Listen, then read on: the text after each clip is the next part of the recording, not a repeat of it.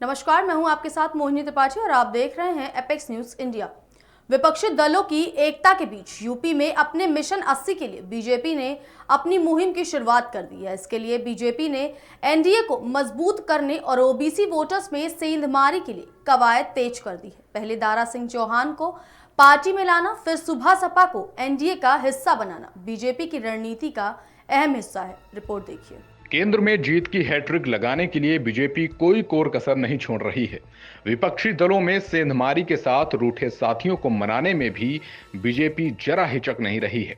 BJP जानती है कि केंद्र की सत्ता का रास्ता यूपी से ही होकर गुजरता है, इसलिए यूपी में उसने खास मिशन 80 चला रखा है। इसी मिशन के तहत वो अपने पुराने रूठे साथियों को मना रही है। पहले योगी सरकार में मंत्री रह चुके दारा सिंह चौहान की बीजेपी में वापसी, उसके बाद ओपी राजभर का एनडीए में शामिल कराना बीजेपी के मिशन 80 का अहम हिस्सा है। दोनों नेताओं के साथ आने से पूर्वांचल में बीजेपी न सिर्फ मजबूत होगी बल्कि 2 लोकसभा सीटों पर उसकी जीत आसान हो जाएगी। दारा सिंह चौहान और ओपी राजभर को अपने खेमे में लाकर बीजेपी ने एक साथ कई निशाने साधे हैं। इस कवायद के चलते एकता दिखाने की कोशिश में लगे विपक्षी दलों को तो बीजेपी ने झटका दिया ही है, साथ ही बीजेपी ने ओबीसी वोटर्स में बड़ी सेंधमारी की है, क्योंकि दोनों ही नेताओं का अपनी अपनी जात के लोगों में गहरी पैठ है। आंकड़े बताते हैं कि जब बीजेपी और सुभाषपा साथ थे तो पूर्वांचल में बीजेपी को बड़ी जीत मिली थी। दोनों दल के मिलने से पूरे प्रदेश में एक बड़ी ताकत पैदा होगी और जो लक्ष्य है देश के प्रधानमंत्री माननीय नरेंद्र मोदी जी का कि गरीबों का उत्थान, कमजोरों का उत्थान, पिछड़े दलित अल्पसंख्यक का उत्थान, जो उनकी सोच है उस सोच को आगे बढ़ाने में बड़ी मदद मिलेगी। 2014 और 2017 में सुभाषपा एनडीए की हिस्सा थी। दोनों चुनावों में बीजेपी को बड़ी जीत सुभाषपा के साथ होने की वजह से मिली थी। पूर्वांचल के 10 जिलों में ओपी राजभर का राजभर समाज में खास प्रभाव है।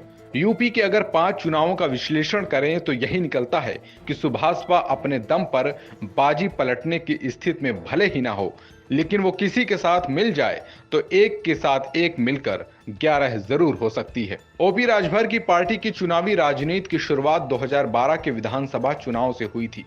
2012 में उसने 52 सीटों पर प्रत्याशी उतारकर 5.6% वोट हासिल किए थे। यहीं से उसने अपनी धमक राष्ट्रीय पार्टियों को दिखा दी थी। सिर्फ गाजीपुर क्षेत्र में ही नहीं, बलिया, वाराणसी और आजमगढ़ तक सुभाषपा ने अपनी एक महत्वपूर्ण हैसियत पेश की थी। यही वजह है कि बीजेपी ने पहली बार 2014 में इसके साथ समझौता किया और 2017 में उसे 8 सीटों का ऑफर दिया। इसके बाद सुभाषपा के उम्मीदवार 4 सीटें जीत गए थे।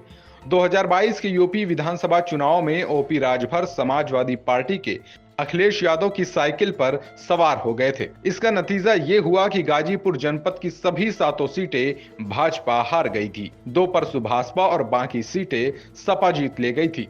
ऐसे में 2024 के लोकसभा चुनावों को लेकर देश में विपक्षी एकता की जो कोशिशें चल रही हैं, उनका सामना करना बीजेपी के लिए आसान नहीं होने वाला था।